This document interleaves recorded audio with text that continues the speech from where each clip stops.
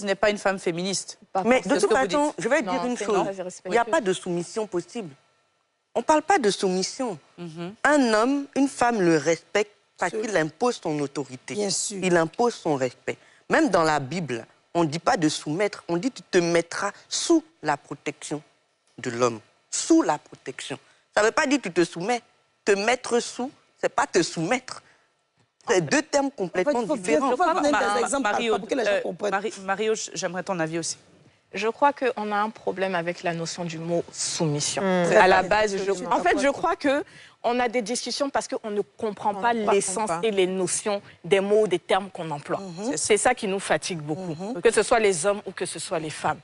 Et moi, j'aimerais juste dire que si on veut parler de couple, on ne peut pas annihiler la complémentarité. Parce que pour qu'il y ait couple, il faut que deux personnes soient complémentaires.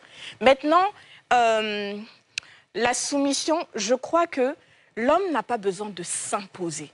Une personne qui se fait respecter, la femme va le respecter naturellement. Il n'y a pas d'imposition, en fait.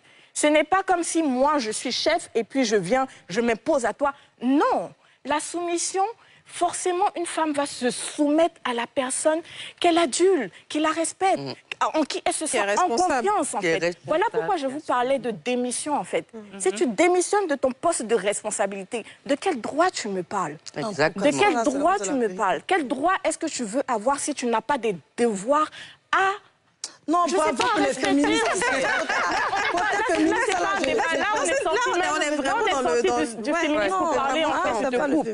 Mais maintenant, si on veut venir reparler en fait du féminisme, j'aimerais qu'on puisse dire que ça se fait à plusieurs niveaux. Ça va forcément toucher au couple, ça va forcément toucher aux inégalités professionnelles, ça va forcément toucher à la société, au vote, ça va toucher à tous les niveaux. Mais aujourd'hui, qu'est-ce qui est le plus important? Il faudrait que peut-être les féministes décident ou bien déterminent aujourd'hui, en fonction du contexte, qu'est-ce qui est le plus important pour savoir en fait à quoi est-ce qu'on s'attaque pour arriver à l'autre but. Et souvent les femmes oublient qui elles sont. Une femme, elle est intelligente.